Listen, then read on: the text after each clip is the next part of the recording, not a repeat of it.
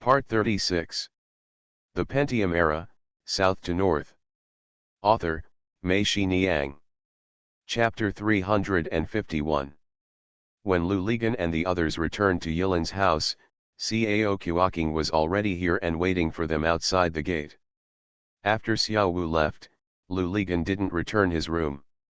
First, he didn't have a few dollars of rent per month. The main reason was that if a new tenant moved in, he didn't know who he would be, and they still had to adapt to each other. In the process, it's okay if they get along, but it's too troublesome if they don't. Wen Wen and Qian also told him not to retreat. Now the three of them occupied the entire floor, and no one would care if they had a falling out. With the new neighbors moving in, it would be impossible to be as free as now. There is a TV set in the room, as well as a video recorder bought by Zhang Chen. When Xiao Wu was here, he would watch martial arts movies almost every day. After Xiao Wu left, Lu Ligan was too lazy to move them to the next room. When he had nothing to do, Lu Ligan would come here to watch the video, but then he got busy and didn't come in for a long time.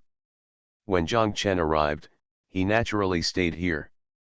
Zhang Chen had not returned to this courtyard for a long time. He stood in the corridor outside and looked into the distance, feeling as if he was separated from the world. He stood there motionless with a livid face. Lu Ligan did not call him. Instead, he, Cao Kuoking, and Wu Zhaowei moved everything upstairs and made the bed. In Heikan, the beds are also simple. It's just a straw mat, a towel, a quilt, and a pillow. Wu Zhaowei and Cao Kuoking cleaned the room. Zhang Chen stood there, letting them busy and walking around behind him, and he seemed not to notice. After Cao Kuoking finished his work, he put the motorcycle keys on the table and was about to go back. Lu Ligan stopped him.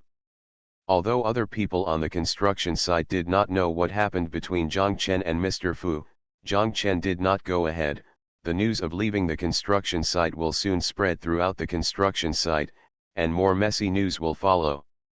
This does not rule out the possibility that Xiao Su and the others, in order to stabilize people's hearts, would deliberately release some unfavorable news about Zhang Chen, saying that he had embezzled money privately and was fired after being discovered, etc. Although the project has ended, the workers still have not received their wages and bonuses. At this time, Zhang Chen's sudden disappearance will still make everyone panic and worry about whether their own interests will be damaged, especially those who usually work with Zhang Chen.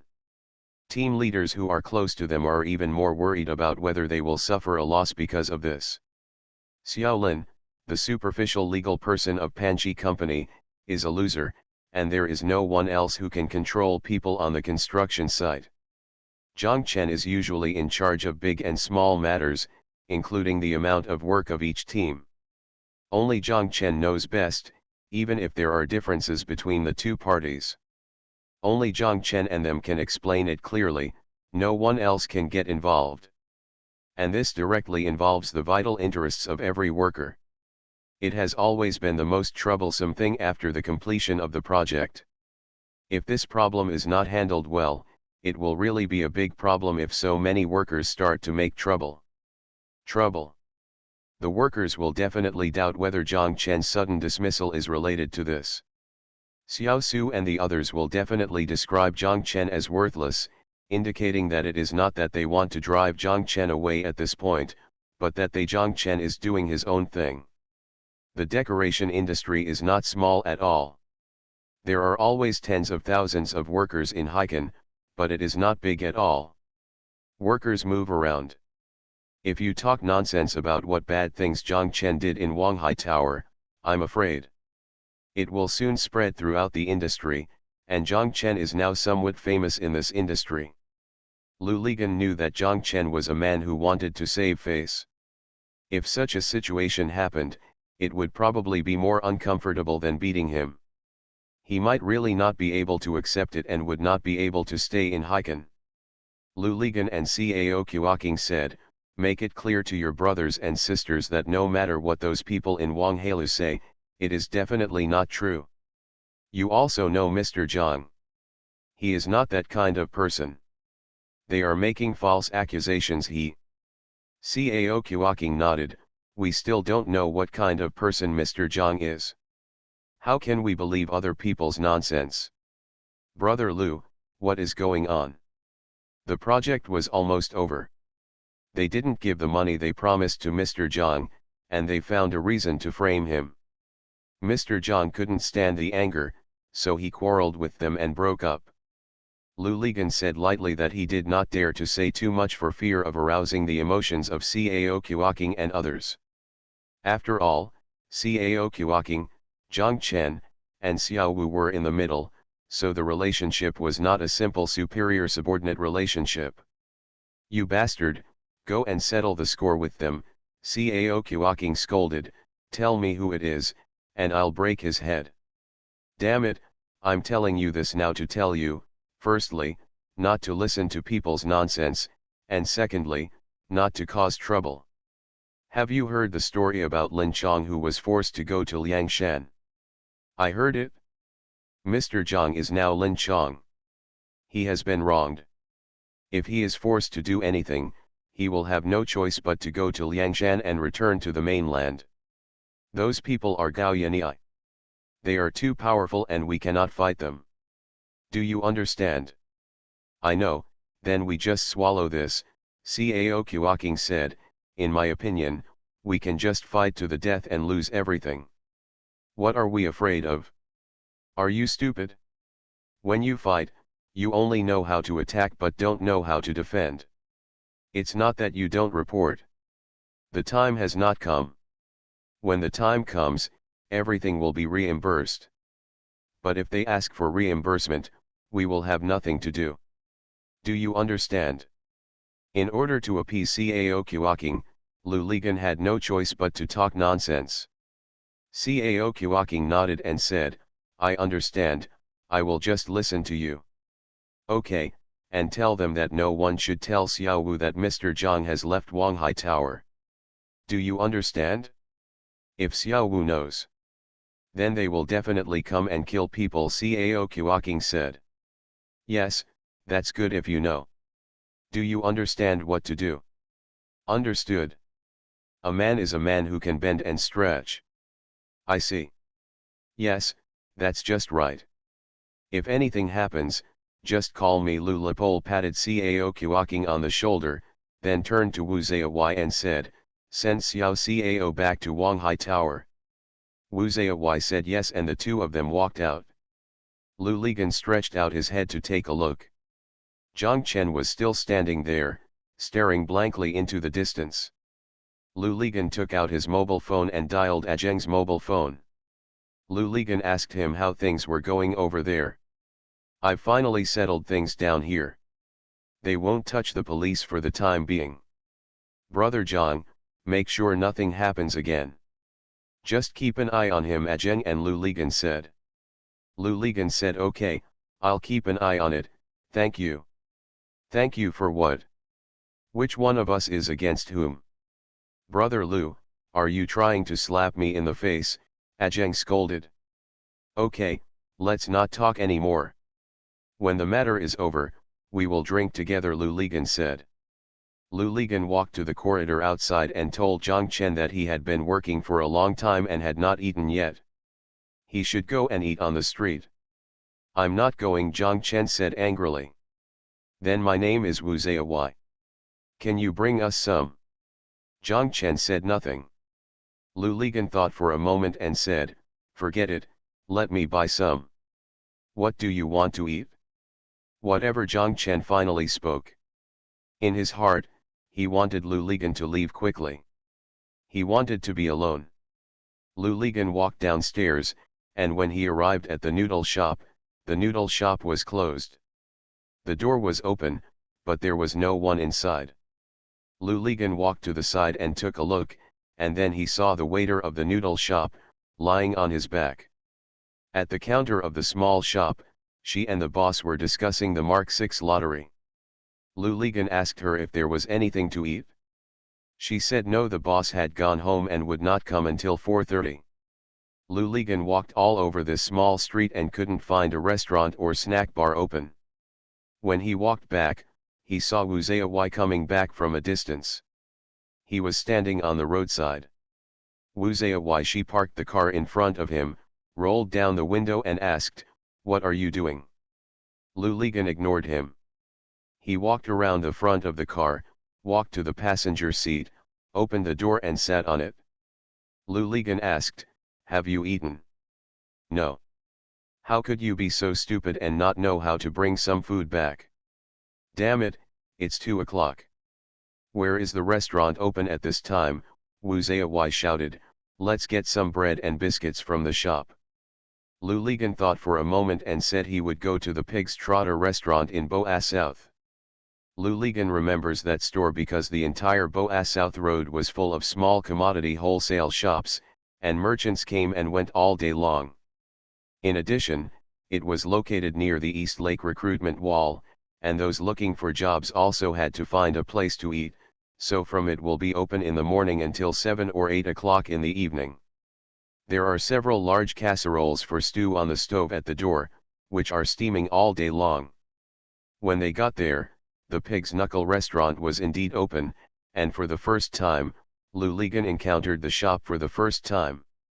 There were actually 2 empty tables. Lu Ligan and Wu Zayawai sat down and ate their meals quickly. Then pack it up for Zhang Chen and take it back. They arrived at the door of Yilan's house. As soon as they stopped, they heard a horn blaring behind them. Lu Ligan looked behind him from the rear-view mirror and saw what seemed to be Mr. Xia's car parked behind them. Lu Ligan got out of the car. Jin Lily also happened to get out of the car. Mr. Xia, who was sitting in the driver's seat, did not get out of the car. He just waved to Lu Ligan through the windshield in the car as a greeting.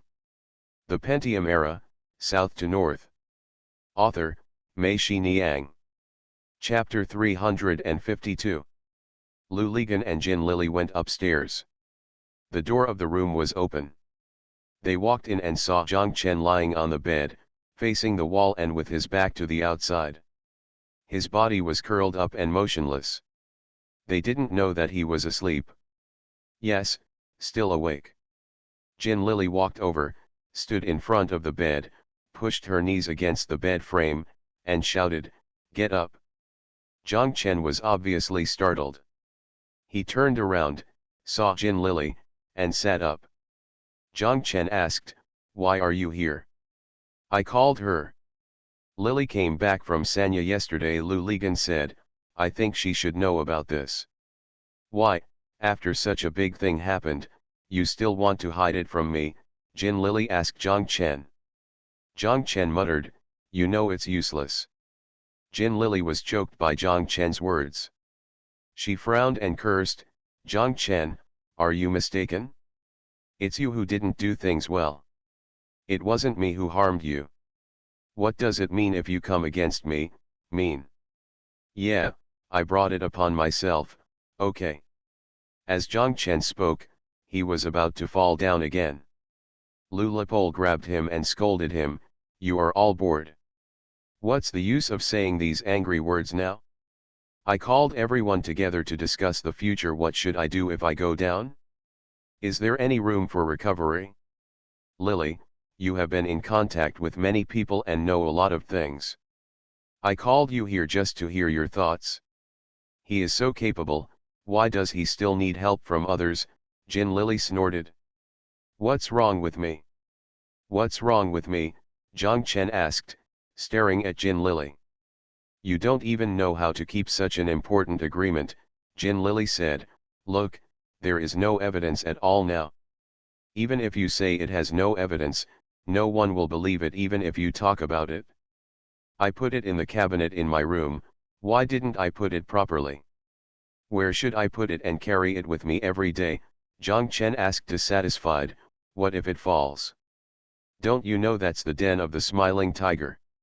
I live there, how do I know they can even steal this? By the way, you are so smart, why didn't you remind me that it was his home? Also, I didn't want to take this job at the time, who must you want me to pick it up, and you say this is a once-in-a-lifetime opportunity," Zhang Chen said sarcastically. Jin Lily was at a loss for words, and Lu Ligan smiled bitterly and said, "Damn it, now you have scolded me too." "Yes, that's right. I also said that this is a pie that falls once in 10,000 years. Zhang Chen looked at him and said, "I didn't scold you." "Does that mean you're scolding me?" Jin Lily asked. "I'm not that boring," Zhang Chen said, "you said it first. Since you want to say it, everyone should make it clear. Then I ask you again, you are so smart, why didn't you take this agreement and lock you up in the safe?" Jin Lily was stunned for a moment, and then cursed, "I'm too lazy to care about your business." "You're too lazy to care, so what are you talking about now?" "You," Jin Lily stamped her feet anxiously and shouted, "do you think I'm willing to come? Just figure it out, please. It was the Pole who asked me to come. Do you humming think I'm willing to come to see you like this? Like to die? Yes, don't you just want to see me unlucky? Thank you. Now that you have seen it, are you satisfied? You, Zhangzi, see if anyone talks like this, Zhang Chen, I want to see you unlucky, what benefits can I get from you being unlucky?" "That's enough," Lu Ligan shouted loudly, "you can't even talk properly. You're so powerful and so noisy. Why don't you go find Hai Bassian to argue? What are you arguing about here?" Zhang Chen muttered, "You were the one who held me back and didn't let me go. I'm holding you back and won't let you fight? Damn it, can you beat Hai Bassian? Is Hai Bassian's Maze? You thought he was your brother. You don't know why he called him here? I'm afraid you'll be thrown into jail yourself before you even hurt him." Lu Ligan cursed, and Jin Lily sneered. She pulled up a chair and sat down. After the two of them stopped talking and seemed to be calmer, Lu Ligan asked Jin Lily, "Lily, don't you have friends in the police department? Let's see if we can think of a solution there."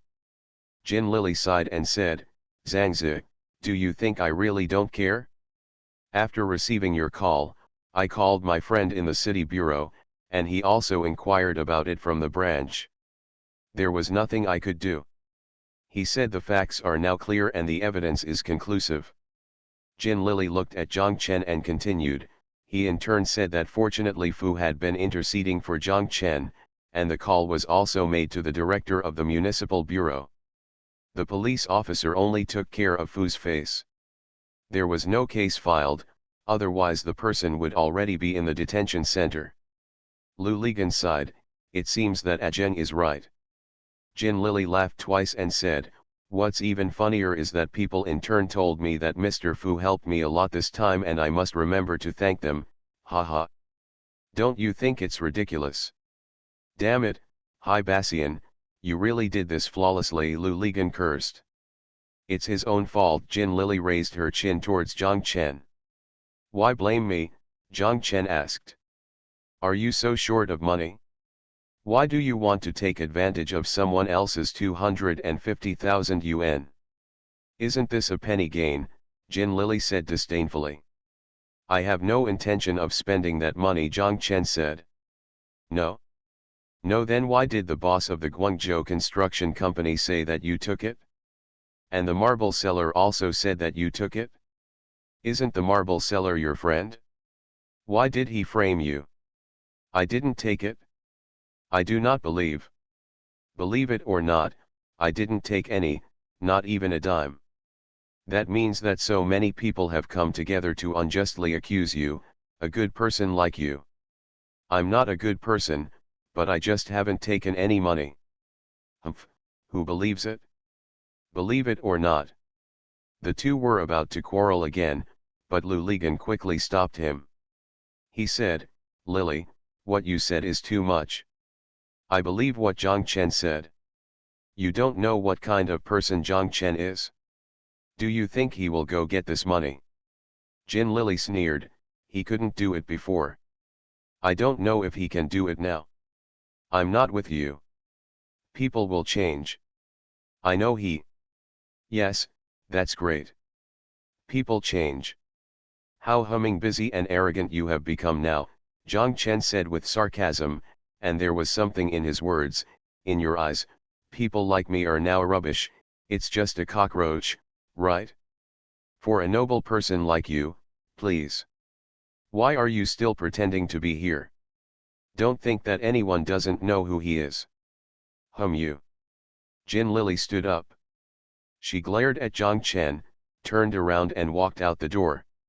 Lu Ligan grabbed her. She twisted her body and threw Lu Ligan away. Lu Ligan still wanted to pulling again. Jin Lily pointed her finger at Lu Lipol and shouted, "Pull, if you move it again, I will fall out with you. Do you believe it?" There was fire in Jin Lily's eyes, ready to explode at any time. Lu Ligan was stunned for a moment, and Jin Lily walked out of the door with a thump. When Lu Ligan came to his senses and chased out the door, he saw Jin Lily running to the first floor from the corridor. Lu Ligan shouted, "Lily, Lily." Jin Lily ignored him, walked out of the yard, got into the car, and the car drove away immediately. "What the hell are you arguing about? You've been arguing all day and you're not letting anyone sleep." At the other end of the corridor, Wen Wen walked out of her room and stood in the corridor, rubbing her eyes with her hands and yelling. Lu Ligan scolded, "Go back to your room and sleep." "You woke me up," Wen Wen muttered. She saw that Lu Ligan was not standing in front of her door, but at the door of the first room, which had another door.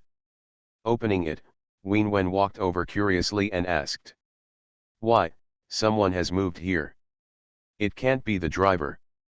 If it were him, I would throw him off the stairs." Wen Wen looked inside and saw that it was Zhang Chen. She shouted excitedly, "Brother Zhang Chen, it's you who has moved back. That's great." Wen Wen shouted and walked into the room. Zhang Chen raised his head to look at her and smiled reluctantly. Wen Wen was stunned for a moment. She was frightened by the look on Zhang Chen's face. She retreated into the corridor, approached Lu Ligan, and asked softly, "What's wrong?" Lu Ligan shook his head and said softly, "Let's talk about it later." Wen Wen walked back to her door, turned around and made a face at Lu Ligan, and walked back to her room. You are listening to novels at Bless Up channel. Wish you happiness and luck. Please subscribe to receive new novels.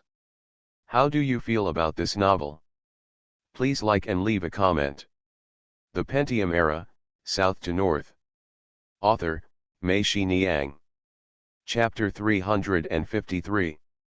Lu Ligan walked back to the room and saw Zhang Chen lying on the bed again, still facing the wall, curled up and motionless.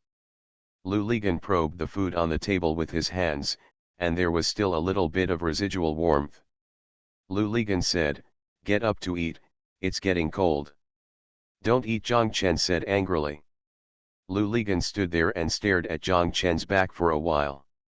He sighed, "Okay, then you can sleep for a while, then get up and go out for dinner." Lu Ligan walked out of the door.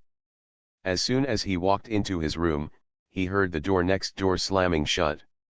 Lu Ligan shook his head. Lu Ligan stood in the room for a while. His mind was in a mess. He didn't know what he should do next.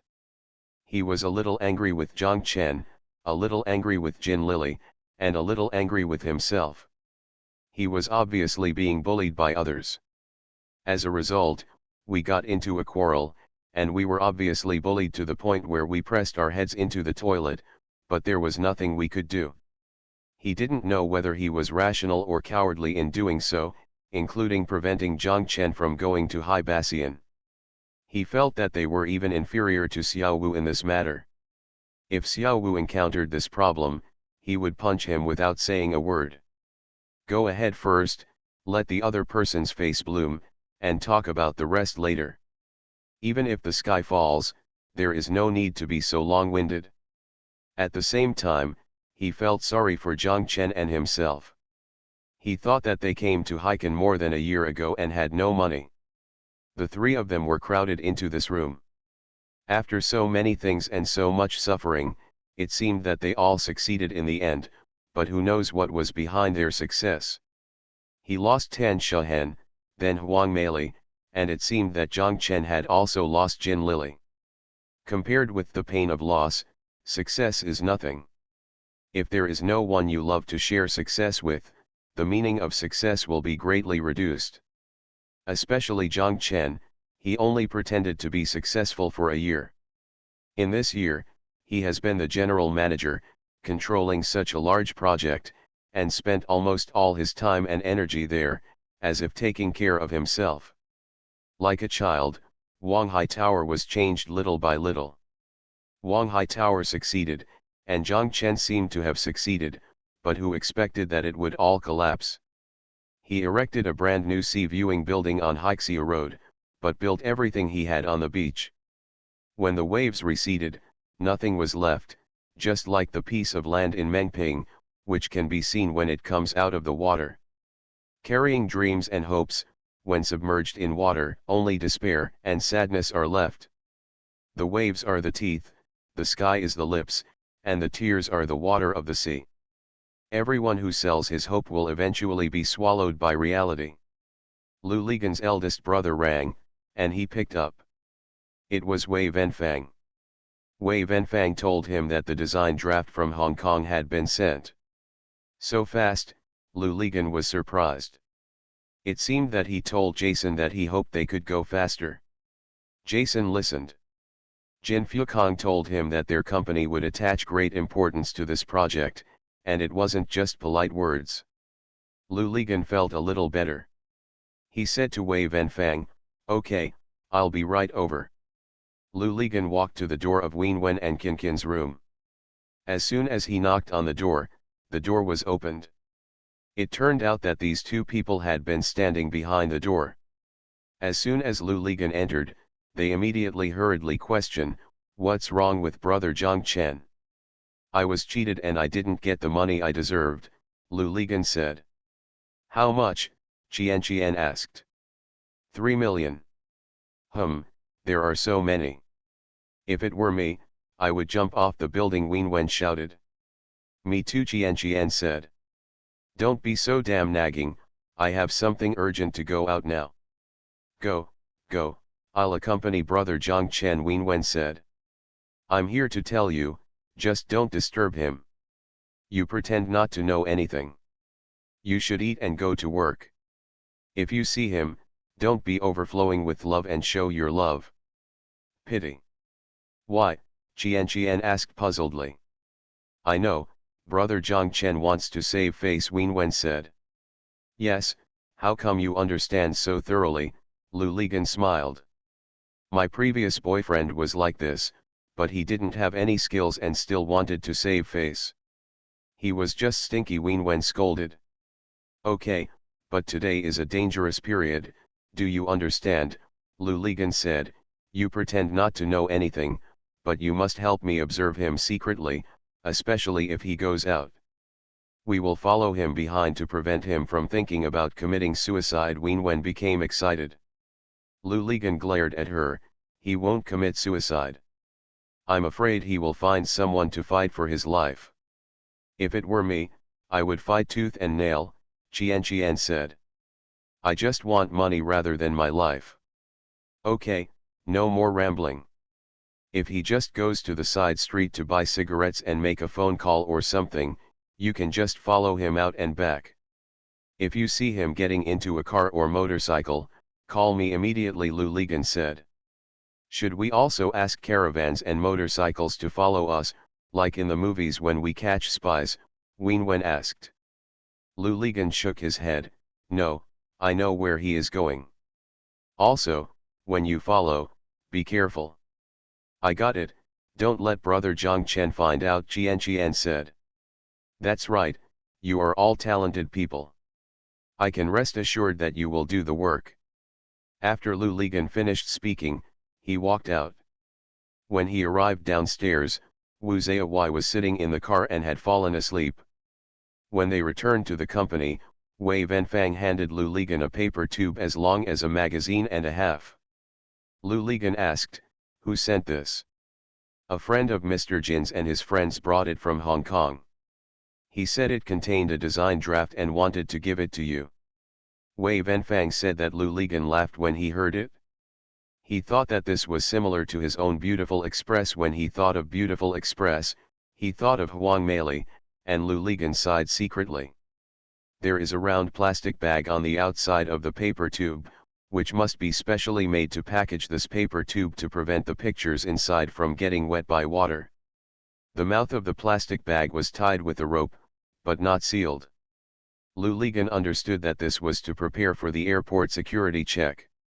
If the inspector asked to open it, it would be easier to open. It was supposed to be a slip knot. After checking, it was that stupid friend or inspector who tied the rope into a dead knot. Wei Venfang cut the rope with scissors. Inside the paper tube were 4 renderings the size of 2 A4 papers. One was the design of Gemini, and the other was 3 buildings, 1 tall and 2 short, connected together by annexes below. 2 of them are separate buildings. When Huang Jianren and Chen Ji heard that the renderings had arrived, they also ran over. Everyone was at the front desk, looking around at these pictures.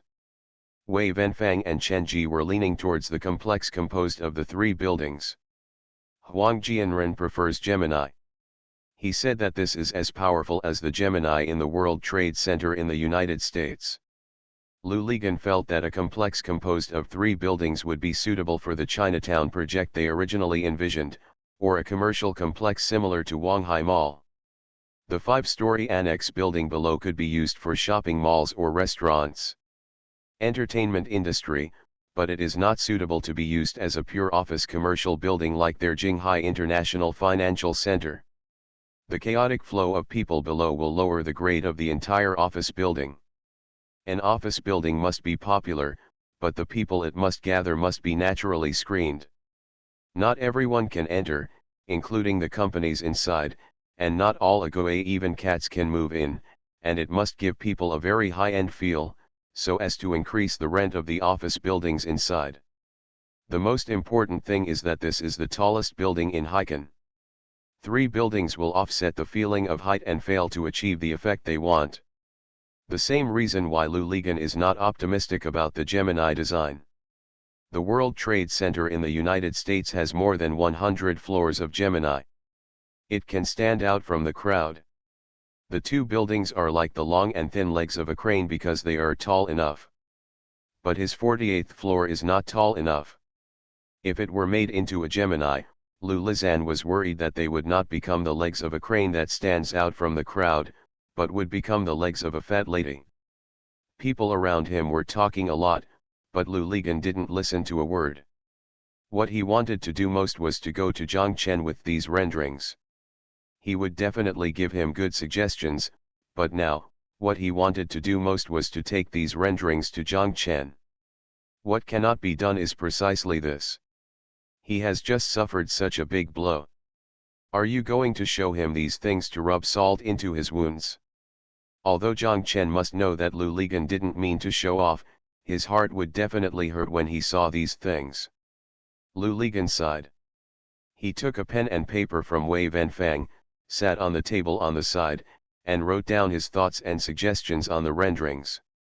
He decided to send them to Beijing first to see what Sun Ho and the others thought. When they finished reviewing them and sent them back, if the time was right, he would show them to Zhang Chen and listen to his suggestions.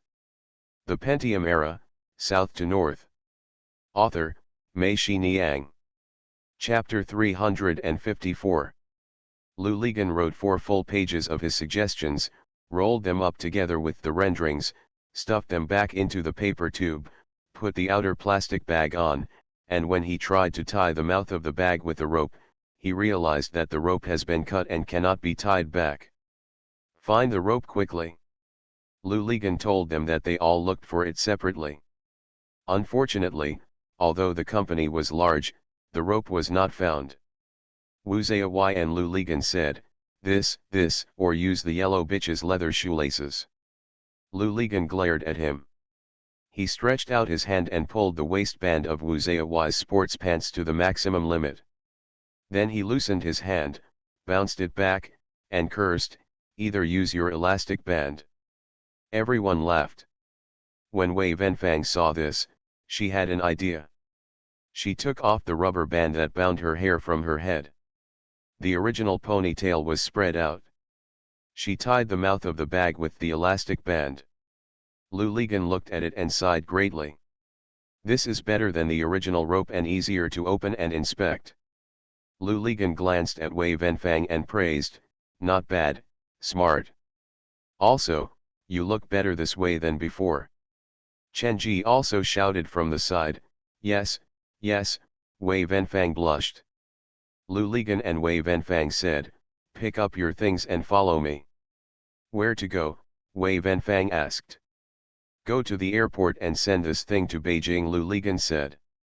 What he was thinking was that in the future, he would not have to go to the airport himself to collect and deliver express mail, and could just leave it to Wei Wenfang. They arrived at the airport, and on the way, Lou Ligon told Wei Wenfang the entire process of how to receive and send the express. Wei Wenfang kept nodding, indicating that he remembered it. When we arrived at the departure hall of the airport, we found the check-in counter for the latest flight to Beijing. Lou Ligon and Wu Zayawai stood aside and asked Wei Wenfang to find someone. Wei Wenfang quickly found a young man in the queue. That young man, he was very happy to help Wei Wenfang, but refused to accept the money Wei Wenfang gave him. He was also happy to tell Wei Wenfang his name, but he also asked for Wei Wenfang's name and BB phone number. When Wei Wenfang ran back to them with a blushing face, Lu Lizan nodded and said, "Awesome, I want another 100 yuan, you don't even need 100 yuan. Wu Zayawai said on the side, "I can guarantee that even if the Beijing airport cuts the knife, this guy will definitely hand this thing into Sun Ho's hands." "Are you jealous?" Lou Ligon rolled his eyes at him. Wu Zayawai looked at Wei Wenfang and chuckled. Wei Wenfang's face turned red quickly. On their way back, Lou Ligon received a call from Jin Lily. Jin Lily said to Lou Lily, "I have thought it through, Zhang Chen. I have decided to have a good talk with Zhang Chen. Can you let him come to my company at night, Trip?" "You can't dunk him yourself," Lou Ligon said angrily. "I've sent him more than a dozen messages, but he has to be willing to reply," Jin Lily scolded. "Okay," Lou Ligon said and hung up the phone. He thought that maybe Jin Lily had found some way out, or maybe Jin Lily had thought it through and cherished their relationship for so many years. He felt that now was Zhang Chen's most difficult time and he should stand with him. "I hope so." When they arrived at the downstairs of Longja building, Lou Ligon looked at the time and it was almost 6 o'clock. He told Wei Wenfang, "Go up and contact Beijing and tell them the young man's flight number and information. If there is no one in their office, ask Huang Vice President, he knows how to find them." 6 o'clock in Haikan is still the time when many companies go to work, but in Beijing, Lou Ligon thought that they should all be on their way home, or have already arrived home. Wei Wenfang nodded and got out of the car. Lou Ligon asked Wu Zayawai to take him home. When he got downstairs, Wu Zayawai asked, "Do you want me to wait for you?" "No, you should go back to pick up Wei Wenfang," Lou Ligon said. "He has already seen the clues. No wonder Wu Kawai, this kid, has even dressed neater than before recently." Wu Zayawai chuckled, "Thank you, leader. Thank you, leader, for allowing me to date Wei Wenfang." Lou Ligon said, "Xiao Wei is good, just take a good dip." "Okay, I promise not to learn leadership," Wu Zayawai said. Lu Lapole flew with his palm, and Wu Zayawai avoided it. He said seriously, "One is enough for me." Lou Ligon knew that he was involved in his wife again, so he smiled and said, "You'd better keep an eye on Huang bitch, don't let him snatch her away." "No, bitch Huang can't," Wu Zayawai said. "Oh, how do you know?" Lu Li asked curiously. "I have talked with him. He has no right to decide what kind of girlfriend he should find. In Haikan, the most he can do is find girls from Ding Dong and KTV. It's okay for fun, but not serious." Then where is his decision-making power? Lou Ligon was even more surprised. His father and mother, these gentlemen must be well matched. His parents wanted him to get along with the daughter of his father, an old chief. He didn't like it, so he came to Hiken. Lu Ligan nodded and suddenly realized that Huang Jianren ran to Hiken for this reason. It seemed that everyone really had his own troubles. Those who came to Hainan also had their own stories. This small the city accommodates people from all over the country, and it also accommodates the joys and sorrows from all over the country. Lu Ligan got out of the car and saw Wenwen and Qian below, taking stools and sitting on the corridor. Lu Ligan almost laughed, thinking to himself, these two diehards are really responsible. Lu Ligan walked upstairs and saw that the door to Zhang Chen's room was still closed. Wenwen and Qian saw him coming up and waved to him quickly. Lu Ligan walked over and lowered his voice and asked, "How is it?" Both of them shook their heads, and Wenwen said to him, "I even walked over and eavesdropped at his door. There was no movement at all, and then I heard the BB machine ringing. I went there too," Qian said. Lu Ligan said, "It's okay, I'm back, you can go to work." "I didn't even eat dinner," Wenwen pouted. Lu Ligan thought for a moment and said, "Well, if I wake him up later, you can drag him along without saying anything and let's go to the small street to eat together, okay?" "Okay," both said. "Remember, you just act like you don't know anything, just like usual," Lu Lizan ordered. "I know, it's so long-winded," Qian scolded. Lu Ligan walked over and knocked on the door. There was no response from the door. Lu Ligan shouted, "Zhang Chen, get up." It was quiet inside the door, and Lu Ligan continued to knock. Zhang Chen was annoyed by the noise, so he walked over and opened the door, then turned around and wanted to go back to bed. Lu Ligan stood at the door and looked at the table inside. The food he brought back in the afternoon was not even moved. Wenwen and Qian sneaked past Lu Ligan and grabbed Zhang Chen from left to right. Wenwen shouted, "No, no, no, brother Zhang Chen, you have moved back, we must have dinner together, I'll catch the wind for you." Zhang Chen struggled a bit, but failed to break free. He was pinched tightly by the two of them, one on the left and the other on the right. Zhang Chen had no choice but to say, "Tonight, I will either wait for you to come back and have a midnight snack together." Wenwen said, "No, we have been waiting all afternoon, and we have to go to work after dinner. We will continue after get off work. Don't think we will let you go." Qian turned to Lu Ligan and said, "Your treat." Lu Ligan smiled and said, "Okay, I'm the one who invited you." There was no way to go back to the bed. Zhang Chen could only tell them, "Let go and I'll wash my face." "I go with you." Wenwen pulled Zhang Chen and walked outside. She told Qian, "Bring Zhang Chen's towel." "Do you want to brush your teeth?" Qian asked. "Bring it here too," Wenwen said. Wenwen took Zhang Chen to the bathroom, rubbing her face against Zhang Chen's face along the way, and said, "Brother Zhang Chen, I don't care. When you come back, I will stick to you all day long. I regret letting you go at that time."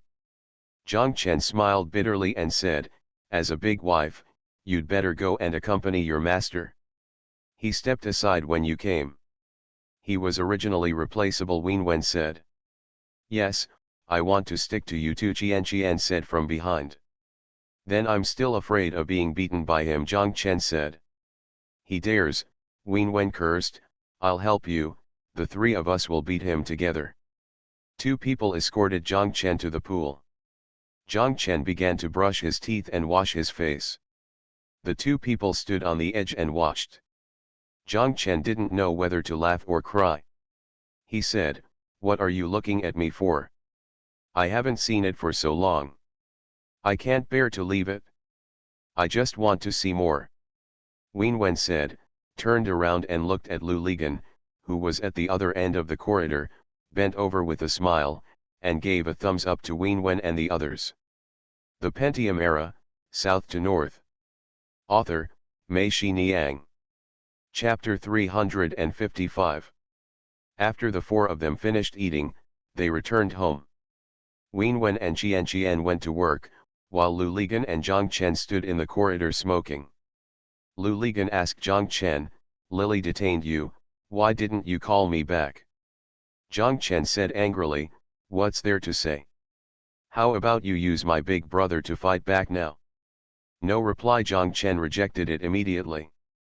"You didn't reply, but she called me and she asked you to go to her company at night, saying she wanted to have a good talk. Too lazy to go?" The two were silent for a while, and then Lu Ligan asked, "What are you going to do? Just forget it." Zhang Chen said nothing. "It's best not to get angry," Lu Ligan said. "I'm not angry, I just feel like there's nothing to talk about. You don't want to break up and you don't want to have a good talk. What is this? Just keep torturing each other like this? Even if you torture each other, there must be a time limit, right? How long have you been like this? To be honest, even I am watching. Tired." Zhang Chen smoked his cigarette one puff at a time, but it still didn't smoke. "I think you should go and at least listen to what she said.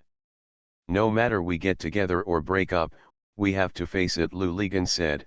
"I know you are sad about Wanghai Tower. Now that Lily is not here, I have to face it. Speaking of you, it is indeed your fault this afternoon.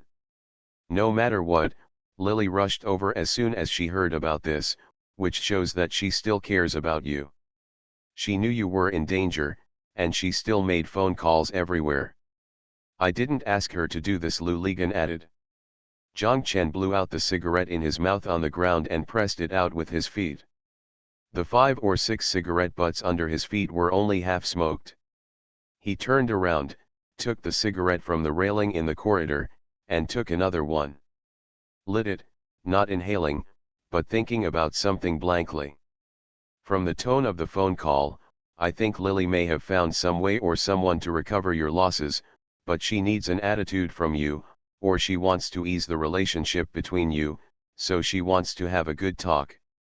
You should still go there," Lu Ligan said. "I won't go." Zhang Chen still refused, but his attitude was obviously gentler than before. "Let's talk about what we're afraid of. I won't eat you." "It's not the first time today that you guys are making a noise," Lu Ligan said. "Did we make any noise in Yongcheng?" Zhang Chen asked this question haphazardly, which was beyond Lu Ligan's expectation. He laughed and nodded. "It is true that you are not a model in Yongcheng, but now you are not in Yongcheng, but in Haikan." Lu Ligan thought for a moment, and he said, "People do change, to put it harshly. In Yongcheng, you are her idol, and she is like a little girl who has not grown up, looking at you with full admiration.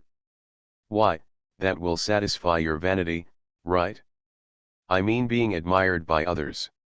If someone does this to me, I would be very satisfied." Lu Ligan smiled and said, "But people always have to grow up, you can't. It is too unrealistic to expect Jin Lily to remain a little girl her whole life." Zhang Chen was silent. This time, the cigarette was not thrown away halfway through smoking. Instead, it waited for the last spark to burn the filter, fell off, and landed on the instep of Zhang Chen wearing slippers. It was as hot as a needle prick. Zhang Chen hurriedly popped your feet. He didn't smoke the cigarette at all. After leaning against the railing again, Zhang Chen asked Lu Lizan, "Gangzi, do you regret coming to Hainan in the future?" Lu Ligan thought for a moment and said, "I don't know. Really, if I think about it now, I would be on Jiaohang every day, drinking gunshao, eating salted peanuts, or going out in a group to fight. No matter how happy I am, huddled in a ruined temple every night, but if I were asked to change back now, I definitely wouldn't want to. Especially, if after experiencing so much, I kept my current brain and lived in the past, I would definitely not be able to stand it. I would feel that life was too monotonous and depressing, and I might go crazy. It was very difficult at that time. Simple, but looking at it now, it looked like a fool. You must have a fool's head to adapt to the fool's life and experience happiness from it. With my current brain, it is probably difficult for me to experience happiness from that stupid life. I can only feel dissatisfied everywhere, just like if we go to elementary school with an adult's brain, that kind of childishness, it won't make us happy anymore, it will just make us ashamed. Lu Ligan said. Zhang Chen remained silent, and Lu Ligan asked, "What about you, do you not regret it later?" "There's no use regretting it. However, you are right about one thing. Now if I have to stand on the scaffolding and paint on the tin for a whole day, I will definitely not be able to bear it. I doubt that I will get better as I paint."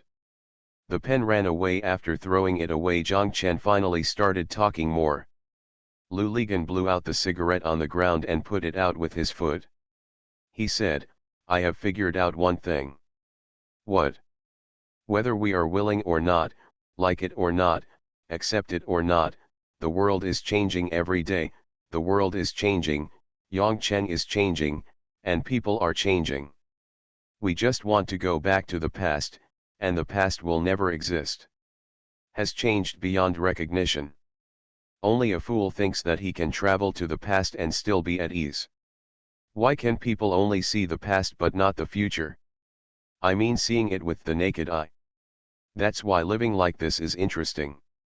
If it's the other way around, it's like guessing a riddle. You see the answer to the riddle first, and then you look at it. Only when 200 and 250 are tied together can you feel that this riddle is worth guessing. Tell me, why do those prophets look so pretentious? It's not that they are inscrutable, but that they are bored. I already know what will happen tomorrow, so why bother today?" Zhang Chen handed the cigarette box to Lu Ligan. Lu Ligan waved his hand and did not ask for any more cigarettes. He said, "We think Yongcheng is unchanged. In fact, Yongcheng is still changing, and so are the people in Yongcheng. Tan Shahen, when we were in Yongcheng, it was no use, her parents were so opposed, she still wanted to be with me."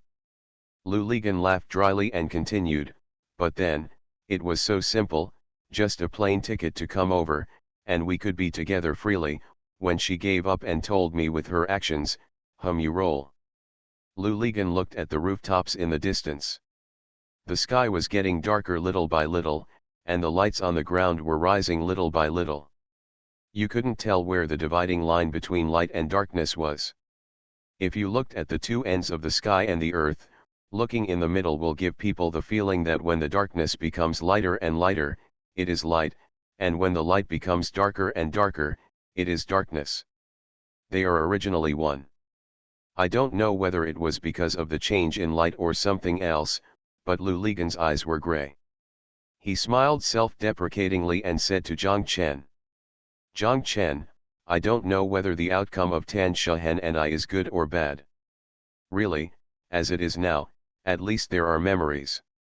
If Tan Shahen really comes to Hiken, I don't know if we will compare. You and Lily are better off." Lu Ligan's voice lowered, and he said almost to himself, "It's easy to accuse the other party. In fact, it's not the same for us.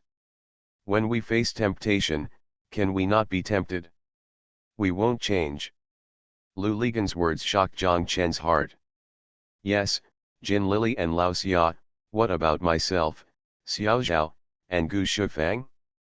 Between the two of us, whose heart started to wander first? Is this a race against time?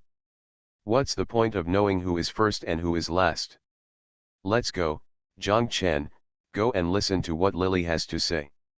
"Not going." "Let's go, I'll go with you." Zhang Chen hesitated, Lu Ligan pulled him, and Zhang Chen reluctantly followed Lu Ligan downstairs. Lu Ligan rode a motorcycle and Zhang Chen sat in the back seat. They arrived at the financial garden. The wild boar vehicle was on duty at the door. When he saw them, he knew they were here to see Zhang Chen's girlfriend. He raised the gate. Standing up, Lu Ligan stretched out his right hand and waved it to express his thanks. Lu Ligan rode his motorcycle to the steps at the door of Block G and stopped, and said to Zhang Chen, "Go up, I'll wait for you at the door." Lu Ligan thought to himself that Jin Lily asked Zhang Chen to come over and have a talk. She should be the only one in the company. She didn't want to go to Yilin's house because she wanted to avoid being disturbed by others, including herself. Lu Ligan also thought that if he wanted to fight, he would fight, and if he wanted to scold, he would scold him. After all, the two people's own affairs had to be resolved by themselves. Zhang Chen wanted to save face. He was on the side, and he had some soft words, which would hinder him. For the sake of face, you may not be able to say it out loud. Zhang Chen got out of the car and heard Lu Ligan tell him to get up by himself. What did he want to say? Lu Ligan had already turned the car and drove towards the door. Zhang Chen knew that he was going to brag about the wild boar vehicle. Forced. Zhang Chen stood there, hesitated for a while, then turned around and walked inside. He was alone. What's so scary? Isn't it, Jin Lily? It's not like I came here on my own. You are listening to novels at Bless Up channel. Wish you happiness and luck. Please subscribe to receive new novels. How do you feel about this novel? Please like and leave a comment. The Pentium Era, South to North. Author, Mei-Shi Niang. Chapter 356. Zhang Chen arrived at the door of Jin Lily's company and rang the doorbell. After a while, the door opened. Zhang Chen was stunned for a moment. The person who opened the door was not Jin Lily but Mr. Xia. Mr. Xia didn't seem surprised at all by Zhang Chen's arrival. He smiled and said, "Come in, Xiao Zhang, come in quickly." Zhang Chen walked in and asked, "I'm looking for Lily. Is Lily here?" Yes, she is in her room." "Please sit down." Mr. Xia raised his hand and motioned for Zhang Chen to sit on the sofa. Zhang Chen originally wanted to go directly to Jin Lily's room, but Mr. Xia said this, so he had no choice but to bypass Mr. Xia and walk directly there. He sat down on the sofa, and Mr. Xia followed him and sat down on the sofa next to him. "Xiao Zhang, I heard about Wanghai Tower. Alas, I don't even know what to say. I feel so sorry for you. There are all kinds of bad people in this world, but someone as ruthless as Fu is still not much. Xiao Zhang, you've been working for him for more than half a year, it's like you've done it for nothing, and you got beaten up by him after you finished it. This is true, it's so damn dark." Zhang Chen smiled without making a sound. Mr. Xia rubbed his hands together and then held them together. He looked at Zhang Chen and said, "Okay, I won't beat around the bush anymore. Xiao Zhang, I'm calling you here today. It's Xiao Jin who wants me to have a good talk with you." "Talk to me, you?" Zhang Chen was surprised. Didn't Jin Lily say that he wanted to have a good talk with him? Why did he change his surname to Xia? What does he mean by having a good talk with me? Mr. Xia smiled awkwardly and said, "Of course it's me. After all, I'm also a party involved." "What do you mean, who is involved?" Zhang Chen asked puzzledly. Mr. Xia hit the coffee table with his hand. He said, "Okay, we are all men. There is no need to talk so much nonsense. I will open the skylight and speak frankly. I, Lao Xia, am also a person who dares to take responsibility. I think you probably know that Xiao Jin and I are not together for a day or two. When I called you here today, Xiao Jin wanted me to tell you clearly that she can't continue with you." Mr. Xia said, "Of course, I don't want to see her in a dilemma or suffer any further grievances because of this matter." "What grievance? Who has been wronged by her?" Zhang Chen asked, looking at Mr. Xia. He had already spoken so nakedly.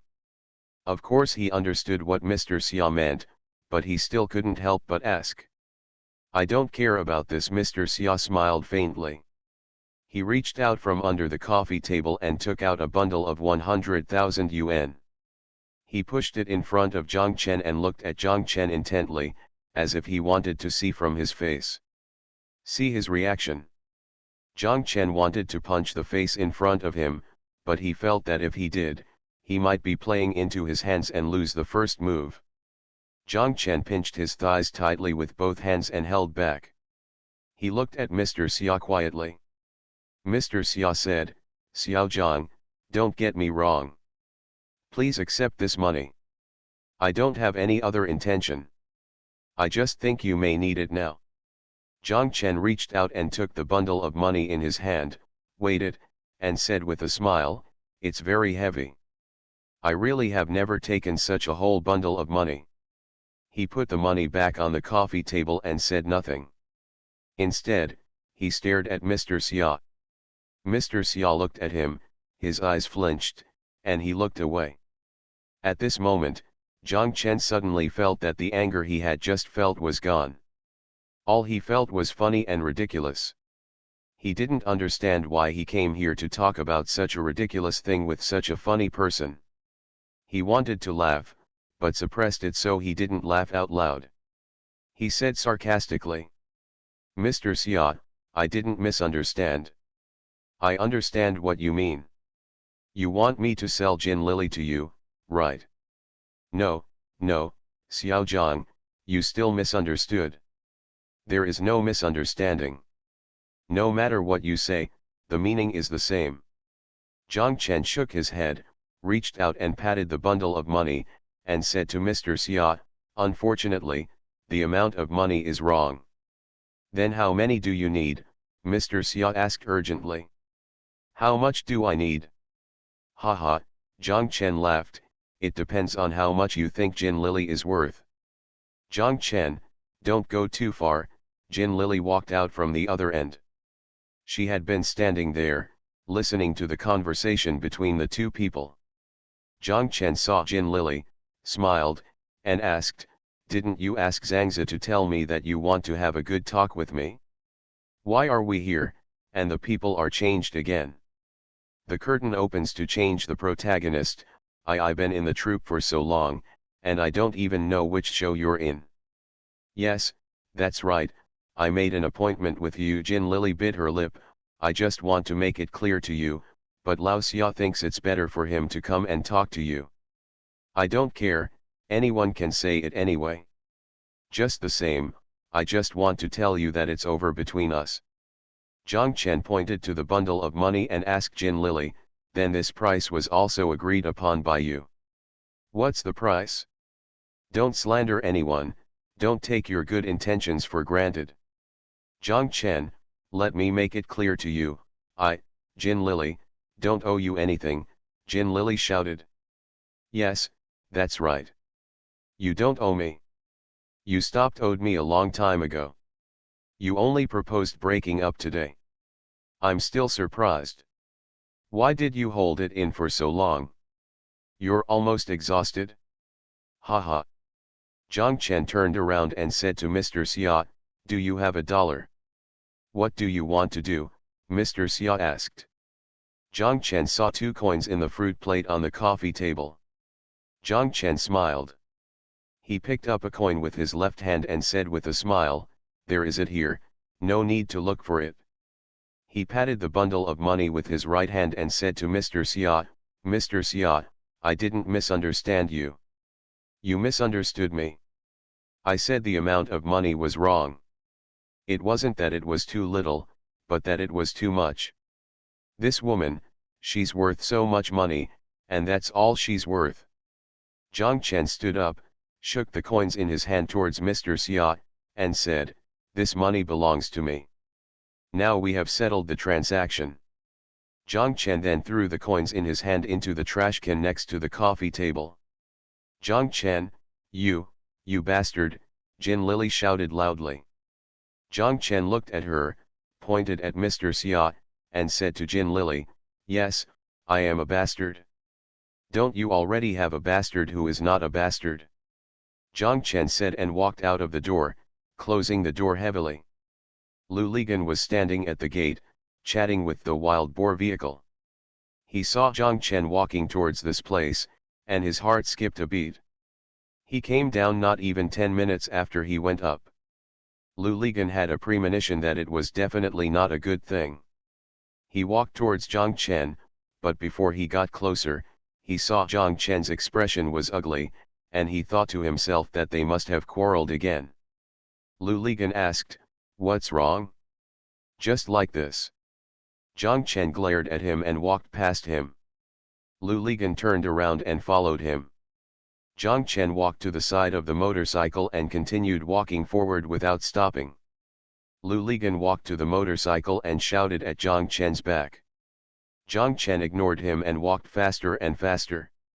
After a while, his figure disappeared into the shadow of the coconut tree. Lu Ligan wanted to get in the car to chase him, but after thinking about it, he didn't get in. He told Wild Boar's vehicle, "My car will be parked here, you can watch it for me." Wild Boar's vehicle said, "Okay, you go." Lu Ligan walked towards the financial garden. Lu Li went upstairs, walked to the door of Jin Lily's company, and rang the doorbell. The door opened, and Mr. Xia stood in front of him. Jin Lily stood behind Mr. Xia. Lu Ligan did not say hello to Mr. Xia, but walked into the door and asked Jin Lily, "What happened to you and Zhang Chen just now?" "Nothing, just tell him we break up." You. It's never been easy for you to say this. If you want to say it today, don't you know what he went through today?" Lu Ligan became angry when he heard this and shouted loudly. "Whatever happened to him was not caused by me," Jin Lily also shouted. "Then why the hell did you ask him to come here? If you want to break up, fine, let's break up. You can just send a humming message or make a phone call, but you have to have him come to your door to humiliate him." "Xiao Lu," Mr. Xia shouted. "And you, are you going to humiliate him in front of him like this?" Lu Ligan pointed at Mr. "I will let you go." "Keep your mouth clean, who do you think you are?" Mr. Xia's face was livid and angry. "I am no one, but I still have the ability to kill you. Believe it or not, do you want to try it?" Not to be outdone, Mr. Xia shouted, "Okay, come on if you have the guts." The two were about to fight. Jin Lily quickly pushed Mr. Xia and said to him, "Old man, you go back to the office." "I will tell him to go back to the office quickly." Jin Lily pushed Mr. Xia to the other end of the living room. Mr. Xia kicked open his office door and walked in. Jin Lily turned around and said to Lu Lizan, "Zhangzi, I beg you, if you have any anger, come at me, please come at me." Lu Ligan glared at her and stood there angrily. Jin Lily cried anxiously. She said, "I can't do it, Zhangzi. If you want me to live back to Yilin's house, I can't do it. I can't do it even for a day. I know you can't do it. Do you think Zhang Chen doesn't know that you two are finished? Why did you ask him to come over and humiliate him? Oops. I really wanted to have a good talk with him. I wanted him to go back to Yongcheng. He is not suitable to stay in Haikan. Really, I prepared money for him and asked him to come. I just wanted him to go back to Yongcheng. He took the money and went back to Yongcheng. Haikan belongs to you. Whoever you think is suitable will be suitable, and whoever is not suitable will get out." Lu Ligan looked at Jin Lily with wide eyes and asked. Jin Lily was stunned for a moment. "Is this the money? Did you ask Zhang Chen to come get this money?" Lu Ligan saw the bundle of money on the coffee table, and Jin Lily nodded. Lu Ligan walked over, picked up the bundle of money, and threw it at the TV. The TV broke with a bang. Lu Ligan shouted at Jin Lily. You. Aren't you more vicious than stabbing him with a knife?" The Pentium Era, South to North. Author, Mei Shi Niang. Chapter 357. Lu Ligan ran downstairs and got on his motorcycle. The first thing he thought of going to was Wanghai Tower. There are not many people on the construction site, but the training hall is still there, and the people who practice boxing are there. Many of them are already working at other construction sites, but they still come here to practice boxing at night. As soon as Lu Ligan appeared at the door, Cao Kuoking ran over. Lu Ligan told Cao Kuoking, Zhang Chen is missing. I'm worried that something will happen to him. You should immediately have someone guard the lobby of Wanghai International Hotel and the entrance of Wanghai Mall. When he saw Zhang Chen, he grabbed him and didn't let him go before he called me again. Cao Qiuqing said yes. Also, bring someone else to search these places, including the rooftop, especially where Fu works. He may still be in the office at night, and Zhang Chen might come looking for him. Lu Ligan was in a state of confusion. After what happened at Wanghailu in the morning and the humiliation from Jin Lily and Mr. Xia just now, he was not sure about Zhang Chen's current state. He might have gone home and fell on the bed, or he would come to Wanghai Tower to seek revenge on Fu, and he might even climb to the top of Wanghai Tower and jump off. This dull guy, when he gets really ruthless, there's nothing he won't do. Cao Qiuqing said, I understand. He immediately called all the boxing practitioners over and arranged 4 people to guard the gates of Wanghai Mall. He told them that when you see Mr. Zhang, don't say anything and just carry others. Get here and don't let him go. He arranged for 2 other people and told them, go and wait in the hotel lobby. When you see Mr. Zhang, they will do the same thing and carry him over to me. The 6 people left immediately. Lu Ligan and Cao Qiuqing said that the remaining people should be divided into 2 groups. You can lead one group to the roof of the mall and Fu's office, and the other group will go to the roof of the hotel immediately. And then search down layer by layer. Cao Qiuqing said yes and walked out with his men. Lu Li held him back and warned him, the search inside is over. Don't leave the people at the door. Keep guard until I find Mr. Zhang and detain you. Cao Qiuqing nodded and said yes. Lu Ligan saw Yilin in the crowd. He pulled Yilin over and told him, you go home right away. If brother Zhang Chen is at home, you go to the store and call me. If he doesn't come home, you wait at home. If you see him come back, tell me. Yilin said yes. He ran to his bicycle, got on the bicycle, and he almost stood on the bicycle. He kicked hard a few times, and he and the bicycle disappeared from the gate of Wuzishan Road in an instant. After everyone had left, Lu Ligan got on his motorcycle and headed towards Wenmingdong. He did not dare to let Cao Qiuqing and the others go to Wenmingdong to look for him. Judging from Zheng's words in the morning and the subsequent situation, he felt that Zhang Chen and the old witch, if something happened, no matter what they had, it was difficult to talk about it and couldn't be known to the outside world. Lu Ligan didn't know if Zhang Chen would come to see her, so he could only go and see for himself. Lu Ligan arrived at the door. The door below was closed. Lu Ligan pushed the door and went in. It was dark inside. Only the end of the front hall and the passage near the back patio had a little light. Lu Ligan walked in the dark to the patio on the 1st floor. Looking up, the 1st and 2nd floors were dark, and only the 3rd floor had lights on. Lu Ligan walked all the way to the 3rd floor. The light came from the living room on the other side of the platform. Lu Ligan walked through the corridor at the door of the kitchen, then turned around the platform and walked towards the living room with the door open. Lu Ligan walked to the door and was stunned for a moment. He saw Gu Shufang sitting there alone, facing the door, staring intently at the opposite wall. There was a portrait hanging on the wall. The character in the painting was Gu Shufang. Lu Ligan guessed at a glance that this painting was painted by Zhang Chen. Gu Shufang heard the noise outside and turned around. She was startled when she saw Lu Ligan standing at the door, but she quickly calmed down and said angrily, "Who asked you to come up? Has Zhang Chen been here?"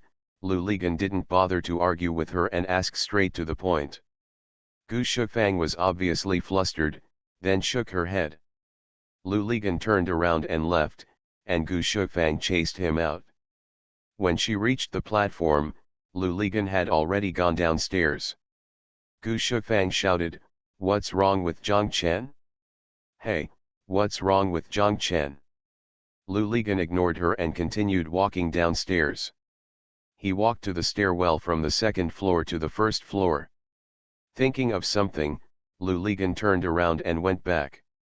By this time, Gu Shufang had already walked to the stairway to the third floor and put her hand down. The street lights were also turned on, and she watched Lu Ligan return. Lu Ligan took out his business card, handed it to Gu Shufang, and said to her, "If you still care about him a little bit, if he comes, you must call me." After Lu Ligan finished speaking, he turned around and left, leaving Gu Shufang standing there alone. Lu Ligan rode his motorcycle back to Yilin's house. Under the light of the motorcycle, he saw Yilin sitting on a stool at the entrance of the courtyard from a distance. When he saw a motorcycle coming, he stood up. As soon as Lu Ligan turned off the engine, Yilin shouted, "Brother Zhang Chen didn't come back." Lu Ligan parked his motorcycle, took out his mobile phone, and dunked Zhang Chen. He told the lady at the paging desk, "Please help me dunk Zhang Chen 3 times in a row."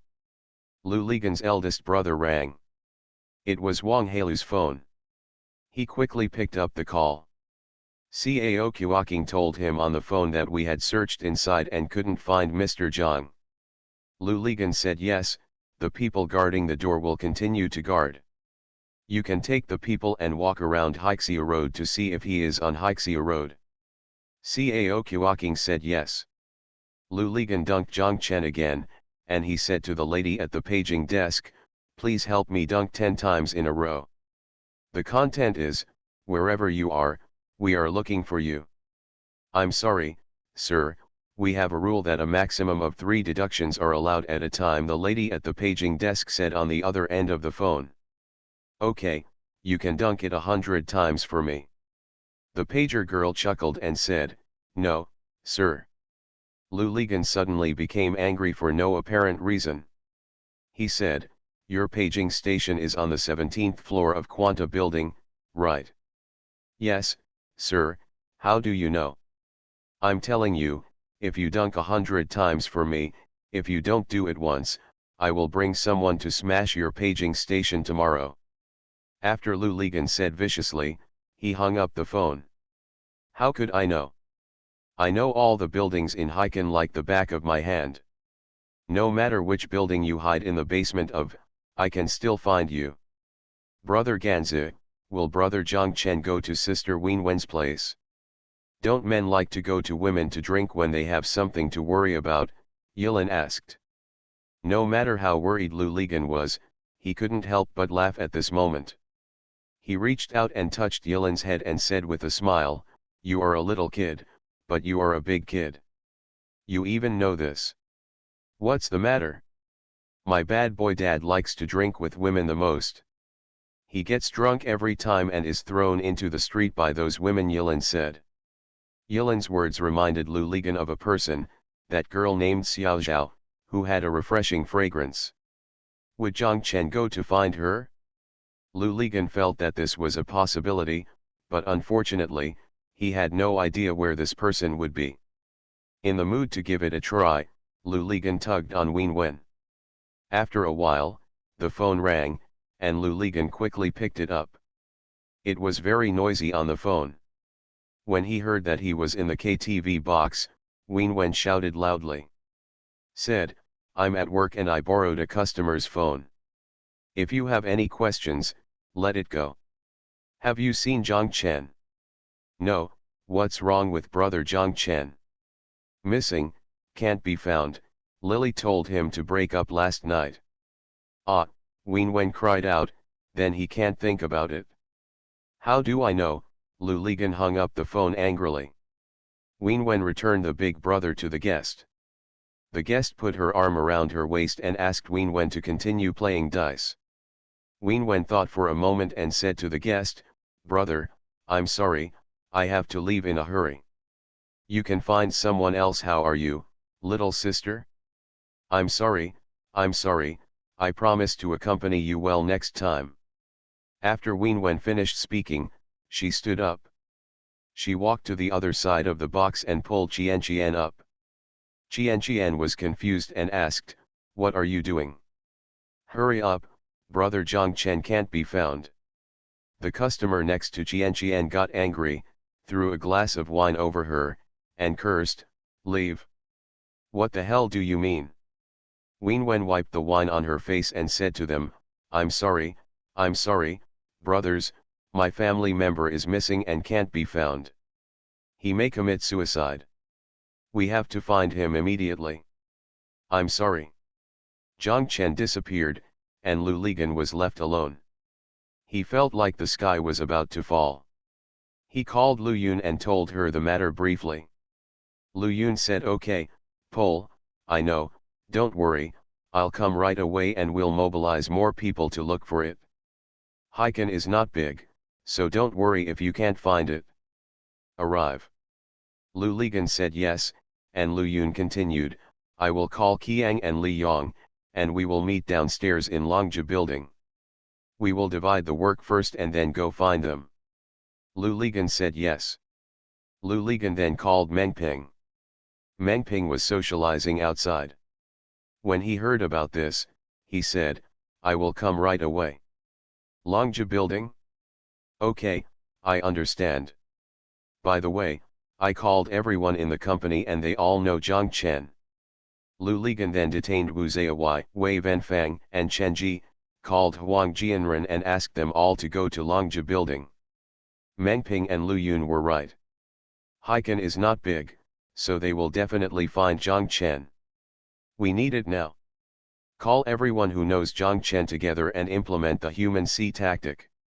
After making the call, Lu Ligan looked at Yilin, and Yilin said, "Brother Ganzi, go quickly. I'm here. If Brother Zhang Chen comes back, I will call you." The Pentium Era, South to North. Author, Mei Xiniang. Chapter 358. When Lu Ligan rushed to the downstairs of Longja building, Chen Qiang, Li Yong, Wu Ziyawai, and Wei Venfang had already arrived. After a while, Meng Ping, Cao Ziahe, and Qian Fang also arrived. They stood at the steps of Longja building. From time to time, vans and motorcycles stopped in front of them. Ye Yulan, Su Jiaking, Chen Ji, and Huang Jianren all arrived one after another. Lu Ligan's eldest brother rang, and he picked up. It was Cao Qiaking. Cao Qiaking told him that he had searched all over Hixia Road but could not find Mr. Zhang. "I met Zheng, who is also helping to search now. We are going to expand the search to Wuzishan Road, Datong Road, and Airport Road." Lu Ligan said yes. When he was about to hang up, he suddenly remembered that he said, "Xiao Cao, take someone to search in Hiken Park. We slept in Hiken Park on the first day we arrived in Hiken last year." "Okay, I get it," Cao Qiaking said. Just after hanging up Cao Qiaking's call, Lu Ligan's big brother rang again. He picked up and it was Wenwen. Wenwen told him that they were already home and did not see brother Zhang Chen. Lu Ligan breathed a sigh of relief and said, "It's great that you are home. I was worried about Yilin alone. Zhang Chen is back and wants to go out again. Yilin can't stop him, so just come back." Lu Ligan thought for a moment, and then he said to Wenwen, "Wenwen, let Qian wait at home, and you and Yilin go look for it on the streets of Binya village, especially that stall. Is this bastard going to do it? We were looking for him everywhere, but he was drinking alone." After hanging up Wenwen's call, Lu Yun also arrived. As soon as Lu Yun arrived, she told them, "Come on, let's all think about which places Zhang Chen is most familiar with, and then we can divide the work."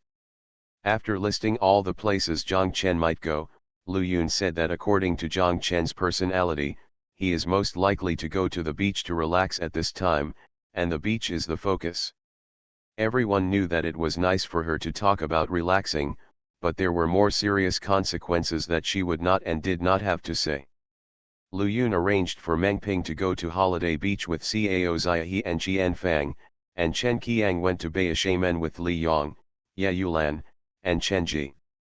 Lu Yun gave her eldest brother to Li Yong and told him to call him if he found anything. Lu Yun arranged for Huang Jianren to ride a motorcycle and take Su Jiaking to Daying Road. Lu Ligan said that Zhang Chen might go drinking alone. Lu Yun asked Huang Jianren and Su Jiaking to look for every hot pot restaurant on Daying Road, especially those who wanted to go there. Run into the shop and look at the tables inside. Among the group of people, only Wu Ziyai and Wei Venfang did not have a big brother, so Lu Yun arranged for them to go to Tailong City. Tailong City had convenient telephones and no communication difficulties. Lu Ligan specially told Wu Ziyai to go to that Hunan restaurant. The gathered people quickly dispersed, leaving only Lu Yun and Lu Ligan. Lu Yun and Lu Ligan said, "You get in my car and we drive around the city. If you think of a place, we will go there." They first went to the Dongyang Hot Pot restaurant. The hot pot restaurant served late-night snacks and didn't close until about 3 in the morning. When they arrived, it was the time when there were the fewest diners, but it was still half full, 2 people. I went in and walked around, but I didn't see Zhang Chen. They then went to the coconut chicken hot pot restaurant, but Zhang Chen was nowhere to be seen. Cao Kuoking and the others should have been to Hiken Park diagonally across Wuzishan Road, but Lu Ligan still refused to give up. He felt that this was the most likely place for Zhang Chen to come, and Lu Yun also agreed with him. Lu Ligan asked the driver to park the car at the entrance of Hiken Park. He and Lu Yun deliberately ran in again and ran to the grassland where they slept in the open on the first night in Hiken. There were several people lying on the grass. With luggage piled around them, their situation today was obviously the same as Lu Ligan's and his friends a year ago. The 2 of them were in Hiken Park, but they still didn't see Zhang Chen. Lu Ligan asked the driver to go to the northeastern restaurant that Zhang Chen renovated. When they arrived, they found that the restaurant had closed due to poor management. The 4 characters store transfer were posted on the glass door. The 2 men stood looking at each other. "Think about it again, where else could he go?" Lu Yun urged Lu Ligan. Lu Ligan couldn't think of it after thinking for a long time. He shook his head and said, "He is not me. I have traveled all over Hiken. He is a person who doesn't like to run around. He goes to and from work every day, and the construction site and home are at 2 o'clock. First line, I really can't think of where else he would go." "Let's go take a look at your project," Lu Yun said. "That place is not far from Lily's company. Could he have gone there along the way?" Lu Ligan thought it made sense, and they immediately walked to the Kuomao. When they arrived at the land, under the car lights, apart from the newly built wall and the flat land, there was only the solitary billboard standing there. Apart from that, not even a blade of grass can be seen, let alone a human being. The driver got out of the car, held a battery lamp, and looked around, but saw no one. Lu Ligan and Lu Yun stood there, feeling at a loss. Lu Yun asked Lu Ligan, Lily, and Zhang Chen, "How could this happen?" Lu Ligan said, "How do I know? They were really very good when they were in their hometown. I am the one who is going to call the theater troupe now to tell them that Zhang Chen and Jin Lily broke up. They won't believe it and think that I just kidding." Still ignorant, Lu Yun said. "What did you say?" "I say Lily, she still has little knowledge. The scariest thing about a woman is that she has little knowledge. She cannot withstand the temptation, and then she will forget herself. She will feel that the whole world should let her go. Whatever she does is right, and others are wrong." Lu Yun sighed and continued, "Although Lily is my friend, I actually look down on such a woman." "Just say it's shallow," Lu Ligan said. "It's not shallow, it's different from shallow knowledge," Lu Yun said. "You can see the stupidity of shallow people, and sometimes they look cute. People with shallow knowledge seem to be very smart, but in fact they are just like the transparent cup placed only on the bottom of the water. From a distance, it seems that the whole world belongs to her, but in fact, all she can hold is her own small cup." "Interesting," Lu Ligan smiled. "She is full every day and cannot hold anything more. Let me tell you, such a person will be even more miserable when they grow old. They will become very mean. They think that the whole world owes her and has abandoned her. In fact, she is the one who owes her everything. She has never really given anything, and since she is full of herself, she cannot tolerate the world beyond that small cup, which is destined to be a tragedy. Why do these words sound so inspired? Of course, my mother is such a person. Don't be scared when you see her in the future, Lu Yun said with a smile. I realized this when I was in junior high school, so I have been reminding myself to constantly correct myself. Don't become like her. That makes sense. No wonder Lily broke up with Zhang Chen today. Yes, it's not surprising. She only has herself in her heart. When everyone thinks it shouldn't be done, she will feel that this is the best time for her to make a choice. In her opinion, other people's feelings are inexplicable and shouldn't be done. Because she couldn't think of where they needed to go, Lu Yun asked the driver to take them around the streets of Haikan. She and Lu Ligan were talking and looking outside the car. She said, maybe they accidentally, just like what Lao Xian said in his poem, people searched for him thousands of times, but suddenly looking back, he found that person in a dimly lit place. It was past 10 o'clock, and calls from all parties were coming in one after another. Every call was disappointing. No one had any news about Zhang Chen. Next, they were going to look around Haikan like Lu Ligan and Lu Yun, hoping to get lucky. Wei Venfang was still attentive. They didn't find Zhang Chen in Tailong City. She told Wu Zayawai that we would start from the financial garden and go to where Mr. Lu and the others lived. Maybe Mr. Zhang was delayed on his way back. They then drove slowly from the financial garden to Yilin's house. They met Wen Wen and Yilin at the door. Knowing that Zhang Chen had not come back, Wei Venfang said, let's go all the way back. When Wu Zayawai drove to the Kuomao intersection, he saw Lu Yun's car in front of him. They turned around and then back. Wu Zayawai honked the horn. Lu Ligan saw them and asked the driver to pull over downstairs of Longja building.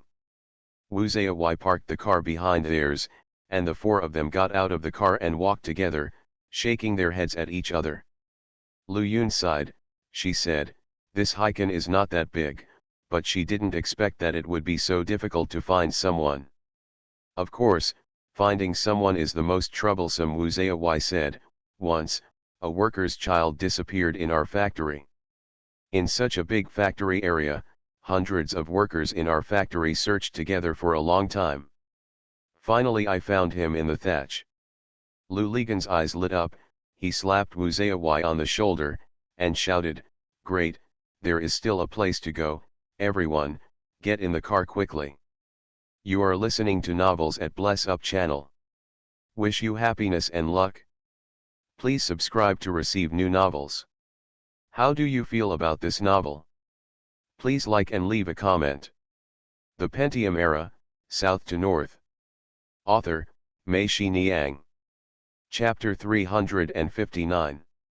Lu Yun's car was in front, followed by Wu Zayawai. Lu Ligan directed the driver not to go up to the South Bridge, but to go under the bridge. There was a small road there that could only accommodate one car, and he could go to Mr. Xie's factory. It's their piece of land that will be bisected by the new Longkan South Road. On that ground, there was their shattered dream of Chinatown. Lu Ligan thought to himself that Zhang Chen should have gone there. Not long after the car drove out from under the South Bridge, the road was blocked. There was a wooden sign at the end of the road with the words "Construction ahead, this road is closed." Lu Ligan directed the car to exit and go around Hongcheng Lake. When they arrived at Airport Road and passed the intersection of Airport Road and Daying Road, Mengping, Chen Qiang, and Huang Jianren also arrived and were waiting for them on the roadside. Huang Jianren had already parked his motorcycle at the parking lot on the roadside, and Su Jiaking and two others got into Wu Zayawai's car.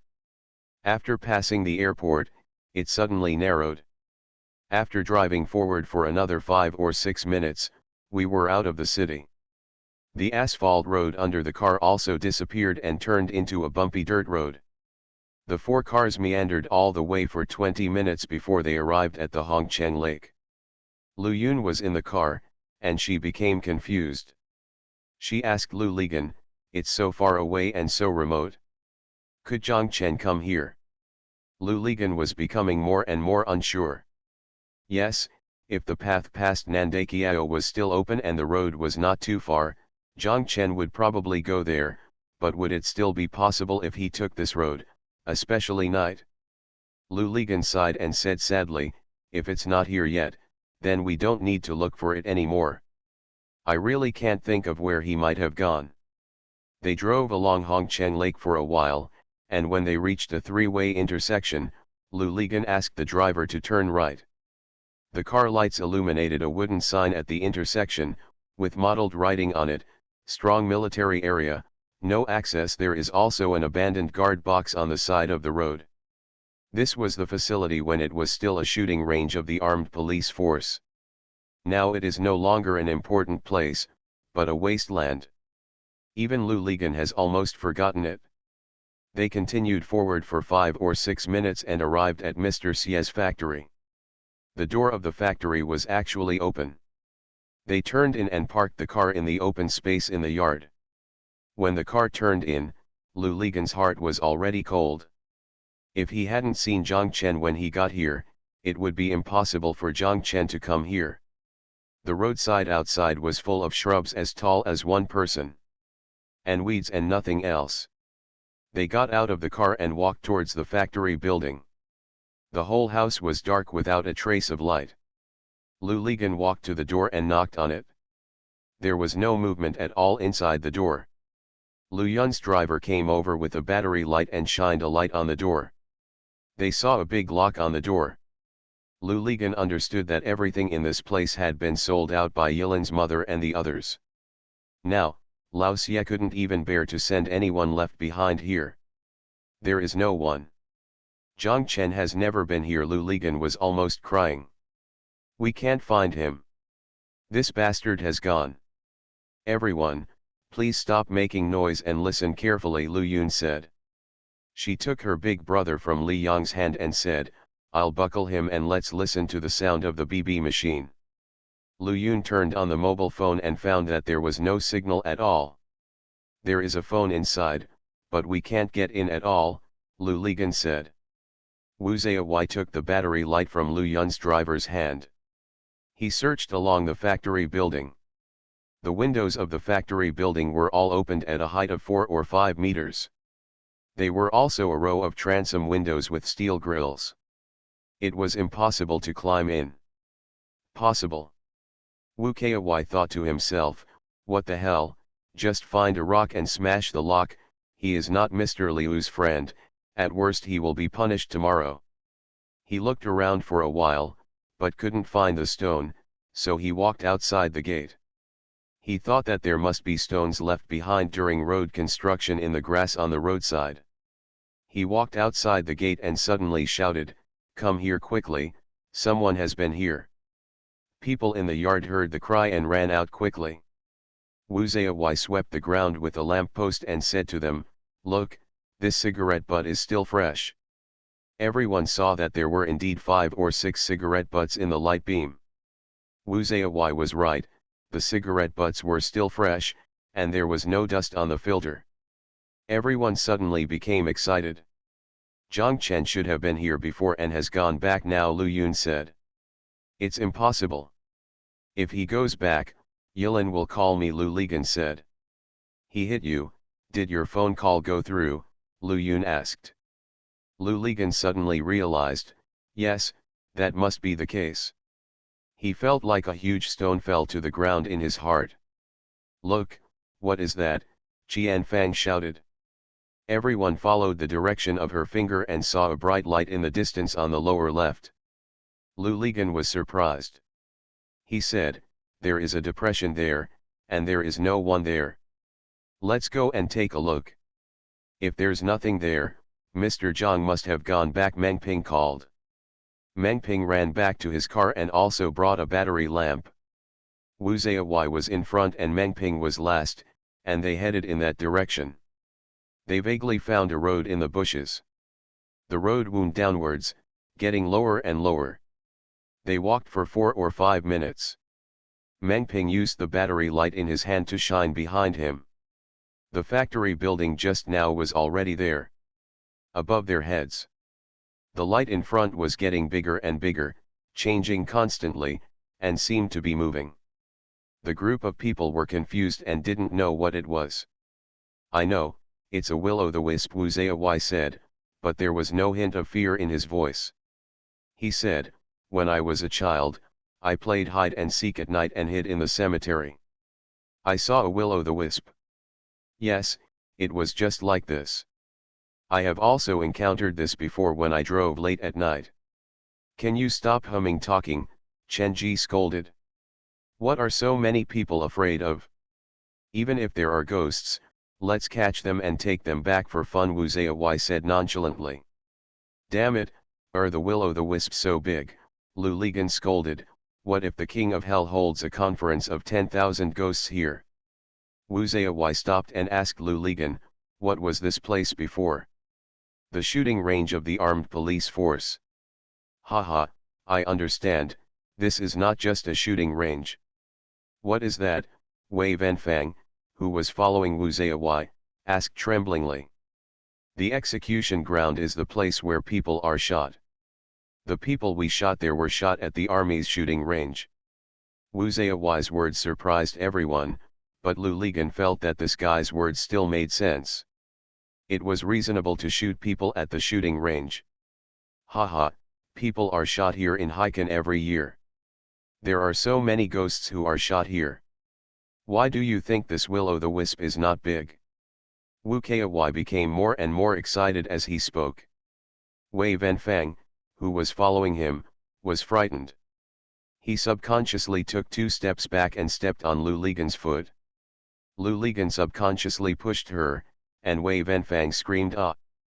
The screams were quickly blown away by the wind. "You go behind me," Lu Ligan and Wei Venfang said, and Wei Venfang quickly changed positions with Lu Ligan. Qian Fang, who was walking in front of Meng Ping, did not dare to be ranked second to last. She wanted to push forward, but Li Yong gave way to her. The team simply stopped and reorganized the group. Wu Zai, Lu Ligan, and Chen Qiang were at the front. Meng Ping, Lu Yun's driver, and Li Yong were at the back. All the girls were crowded in the middle, including Huang Jianren and Su Jiaking. At the same time, he didn't care if others laughed at him. Li Yong told the girls that you'd better hold hands, as ghosts will come out from the side. If you walk carefully, there will be one less person. Lu Yun turned around and punched him, making Li Yong laugh. Lu Ligan also acted mischievously. He said, "Su Jiaking, be careful. Don't keep walking. Huang Jianren will turn into a female ghost." "I'm going to die," Su Jiaking cursed, and everyone laughed. "Well, I wonder if I will meet a female gunman. They say that female gunmen are very beautiful," Wu Zai said. "Why?" Chen Qiang asked curiously. 9 times out of 10, female killers are out to fool around and murder their husbands, just like that Panjinlian. If she looks ugly, if she wants to mess around, people won't want to do it with her." "It makes sense," Chen Qiang nodded. Lu Ligan couldn't help laughing and said, "Who the hell have you heard telling you this?" "We who drive trucks, the cab is full of hitchhikers every day, so we don't hear any stories." "Master Sun, right?" Master Sun was Lu Yun's driver. When Wu Zai called him, he said yes, and it was true. After such a commotion, everyone's nervous hearts relaxed. Lu Ligan and Wu Zai said, "Let's go." The road and the bushes disappeared together. There was no road in front of them. Between them and the light was a large expanse of knee-high weeds. Wu Kai used a battery lamp to shine on the grass in front of him. He took off his shirt. Lu Ligan asked, "What are you doing?" "Go to the back. It's all thatched. Those wearing skirts should wrap their legs to be careful not to get cut," Wu Zai said. There were 3 girls in skirts, Wei Venfang, Lu Yun and Su Jiaking. Wu Zai's shirt was given to Wei Venfang, Lu Li's shirt was given to Lu Yun, and the rest were T-shirts. There were no shirts left. Chen Ji and Huang Jianren said. Show me your t-shirt and give it to Jieking. The Pentium Era, South to North. Author, Mei Shi Niang. Chapter 360.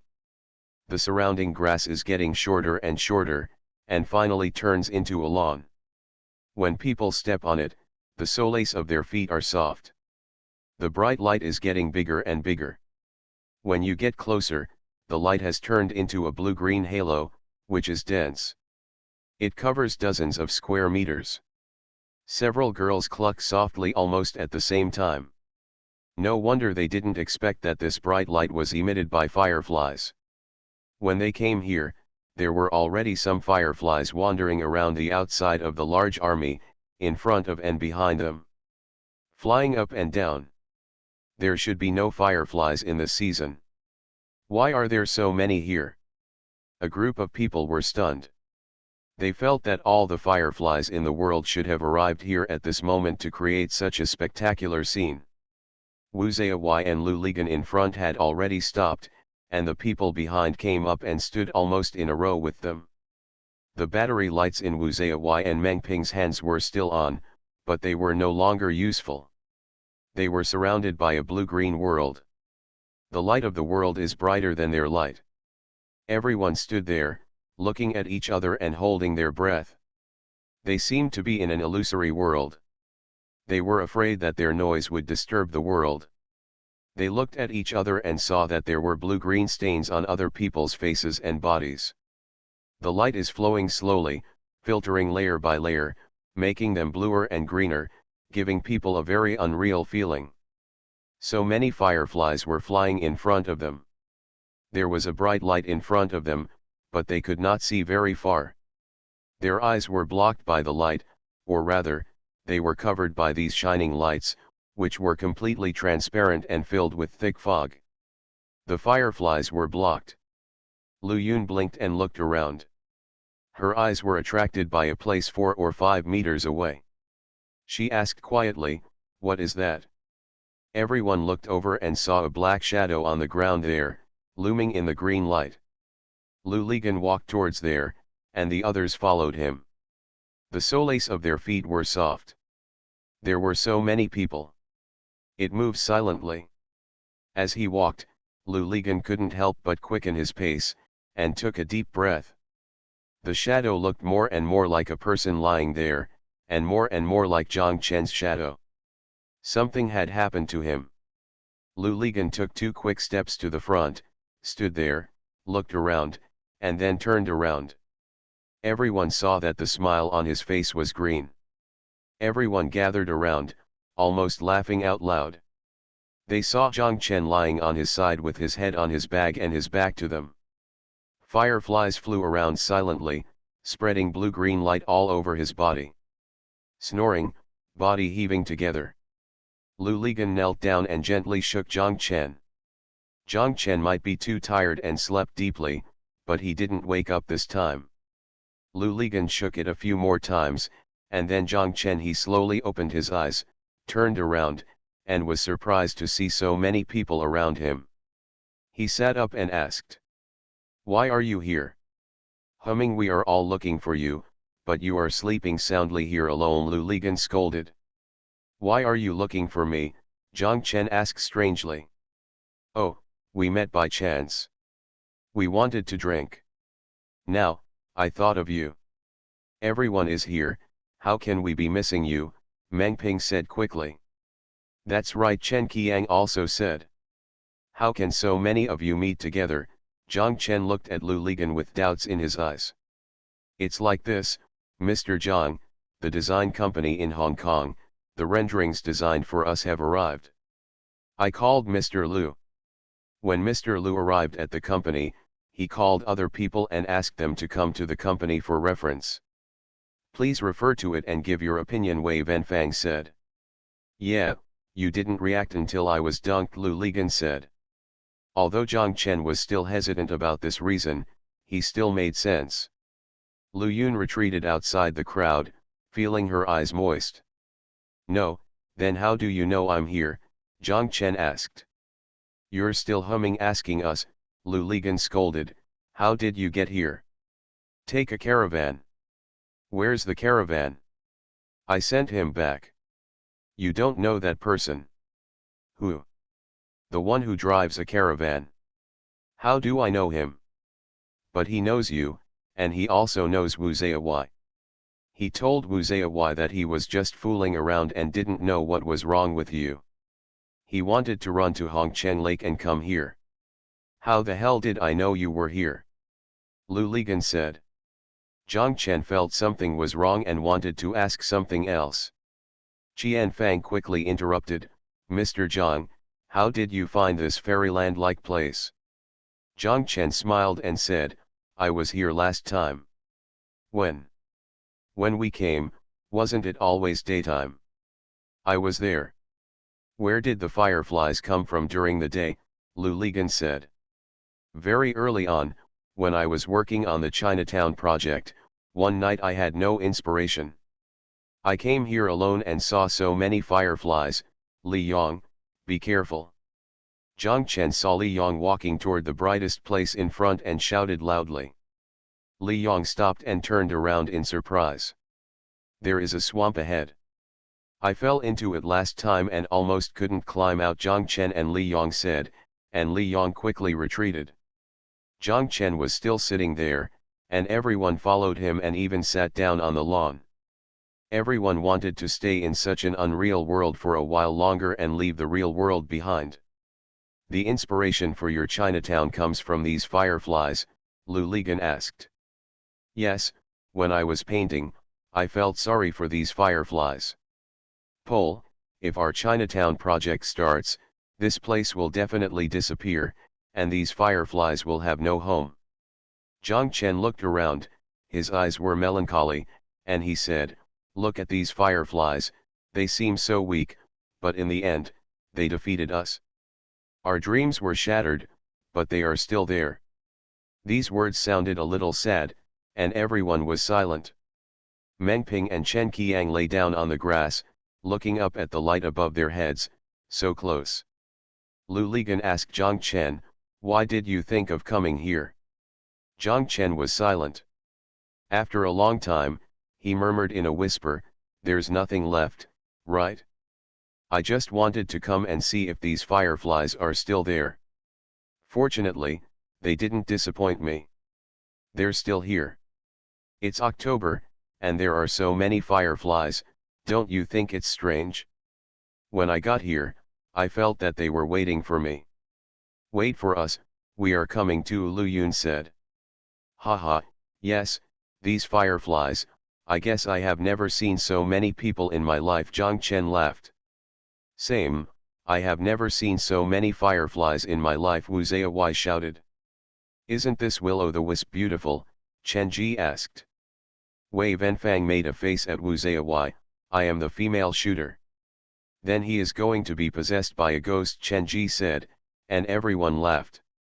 Mr. Zhang, you asked the Peng Peng cars to go back.